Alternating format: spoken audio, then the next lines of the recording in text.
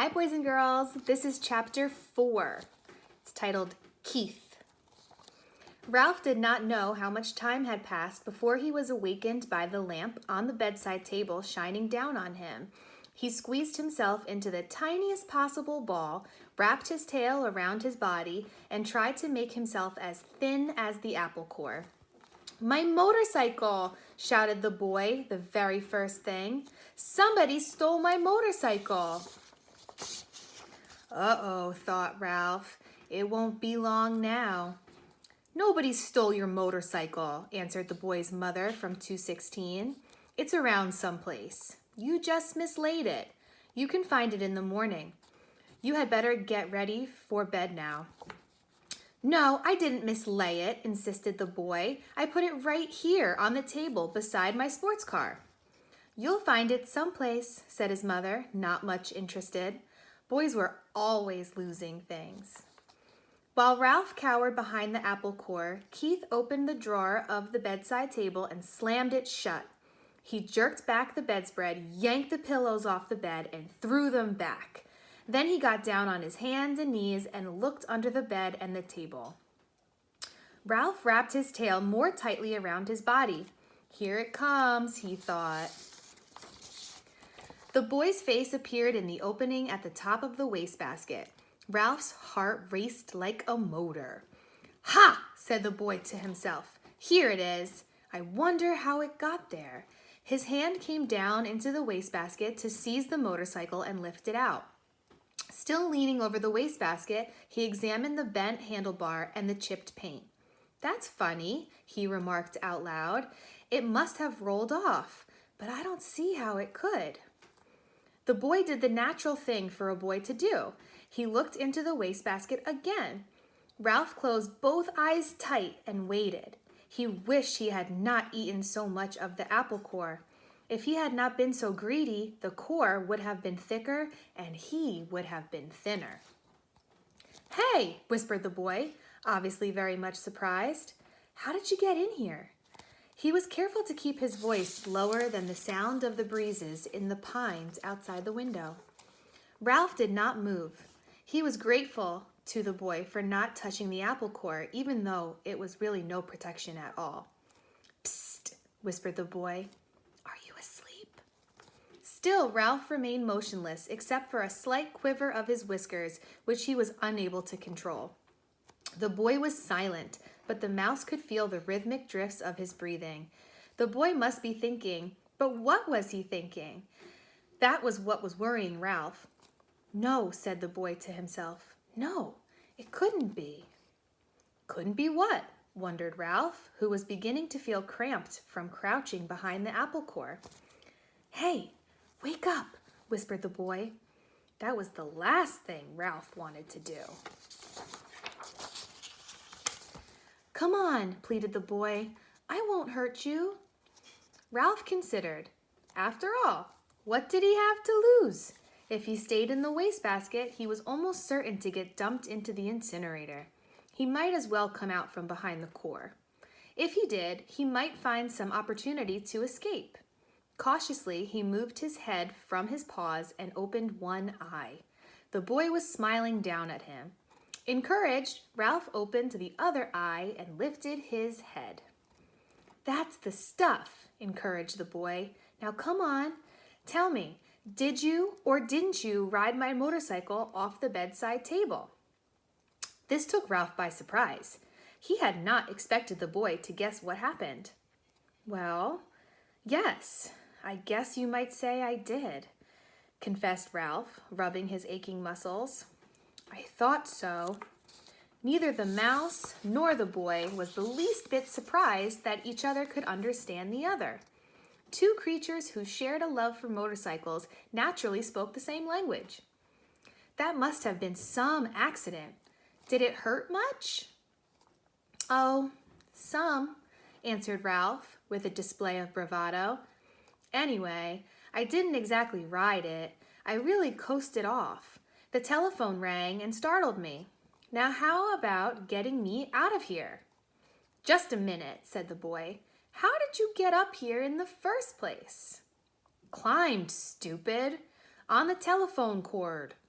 Ralph instantly regretted his rudeness. He had better watch his tongue if he expected any help in escaping from the wastebasket.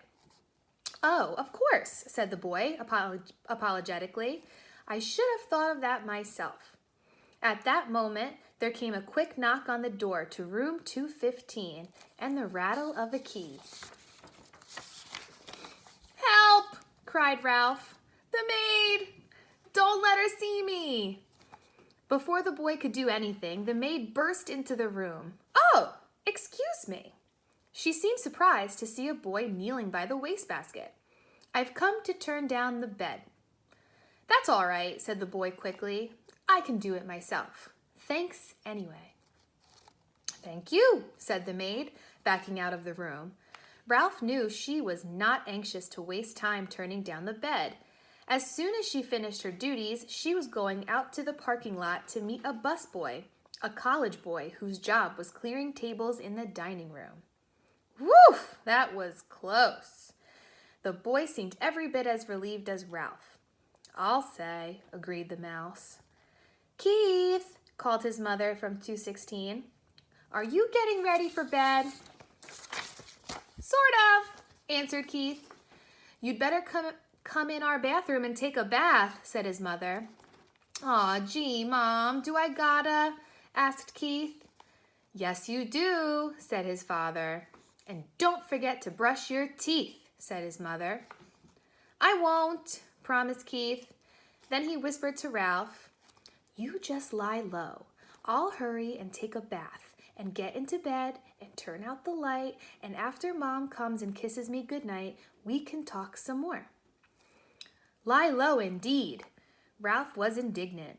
He couldn't lie much lower if he wanted to, and he certainly did not want to sit around waiting to talk. He wanted to get out of that wastebasket. Once he was out, he would see about talking, but not before.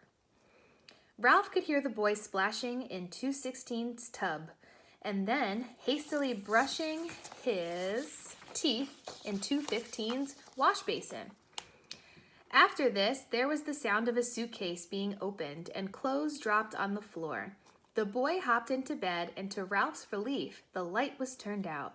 In a moment, Mrs. Gridley came in to kiss her son goodnight. "Night, Mom," said the boy, sounding as if he were already drowsy. "Good night, Keith," said his mother. "It looks as if we are going to have to stay here for a few days. Your father refuses to budge." "That's okay," muttered Keith, giving the impression he was almost asleep. "Good boy," said his mother. "You're a good sport." "Good night, son," said the boy's father from the doorway between the two rooms. Keith did not answer. Instead, he breathed slowly and deeply, and as Ralph thought, a bit too noisily. There was no sense in overdoing things. As soon as all was quiet in the next room, the boy swung his legs out of bed, fumbled around in his suitcase, and shone a flashlight into the wastebasket. Almost blinded by the unexpected light, Ralph held his paws over his eyes. "Hey, cut that out!" He could not remember to be polite. "Oh, sorry." The boy laid the flashlight on the bed, where its beam shone across the wastebasket rather than into it. "That's better," said Ralph. "Now how about getting me out of here?" As an afterthought, he added, "Please." The boy ignored the mouse's request. "How would you like to ride my motorcycle?" he asked. Ralph's heart skipped a beat, like a motor missing on one cylinder. The mouse-sized motorcycle really would run after all. And there was one thing certain. Since the motorcycle really would run, the boy could not expect him to ride around the bottom of a wastebasket. "Sure." Ralph tried to sound calm. The important thing was to get out of this prison. He braced himself, dreading the touch of the boy's hand on his fur. To Ralph's surprise, the boy did not reach in and grab him. Instead, he slowly and gently tipped the wastebasket on its side, permitting Ralph to walk to freedom with pride and dignity. "Thanks," said Ralph, genuinely grateful for this consideration. "I believe you're okay." "Sure, I'm okay," said the boy, setting his motorcycle down beside Ralph. Did you think I wasn't? You can never tell. Ralph put his paw on the handlebar of the motorcycle. It's a real beauty, even with a bent handlebar. I'm sure sorry about that. Forget it, said the boy reassuringly. It won't hurt much. The motorcycle will still run. Ralph threw his leg over the motorcycle and settled himself comfortably in the seat. Perfect! Just perfect! The boy was obviously delighted that his motorcycle was just right for a mouse. Ralph could not have agreed more heartedly. It was perfect, except for one thing. He did not know how to start it. Well, go on, said the boy. Ride it. Ralph was ashamed to confess his ignorance. I don't know how to start it, he admitted. It's the first motorcycle I have ever had a chance to ride. You have to make a noise, the boy explained matter-of-factly. These cars don't go unless you make a noise. The answer was so obvious, Ralph was disgusted with himself for not knowing without asking. He grasped the handlebars and, fearful lest his noise be too squeaky, managed a boop, boop, boop, boop, boop. Sure enough, the motorcycle moved. It really and truly moved across the threadbare carpet. Ralph was so excited that he promptly forgot to make the noise. The motorcycle stopped. Ralph started it again. Boop, boop, boop, boop, boop, boop, boop. This time he remembered to keep on making the noise. He sped off into a square of moonlight on the carpet and found a good threadbare spot without any bumps. Look out for your tail, said the boy. Don't let it get caught in the spokes. Thanks for reminding me, said Ralph, causing the motorcycle to stop. He started it again and steered with one paw while he reached back with the other, caught up his tail, and held the tip safely against the handlebar. It was a glorious sensation, speeding around on the carpet, freely and noisily, and most of all, fast. Ralph discovered that if he made the noise fast, the motorcycle speeded up. If he slowed the sound, the motorcycle slowed down. He promptly speeded up and raced around in the rectangle of the moonlight where he made another discovery. When he ran out of breath, the momentum of the motorcycle carried him on until he could take another breath. Gee, you're lucky, whispered the boy. Here's a picture of Ralph on the motorcycle. In order to answer, Ralph had to stop. I am? It had never occurred to him that a mouse could be luckier than a boy. You sure are, the boy spoke with feeling. My mother would never let me ride a motorcycle. She would say I might break a leg or something silly like that. Well, if you want to come right down to it, said Ralph, I don't suppose my mother would be exactly crazy about the idea. He began to have an uneasy feeling that he really should be getting back to the mouse hole.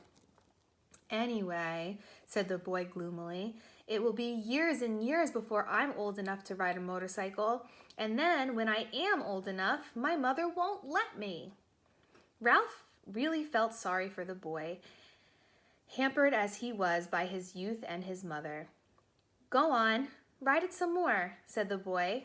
I like to watch. Ralph started the motorcycle. Ralph started the motorcycle again and rode it around in the moonlight once more, faster and faster, until he was dizzy from circling, dizzy with excitement, dizzy with the joy of speed. Never mind the danger, never mind what his mother thought. This was living.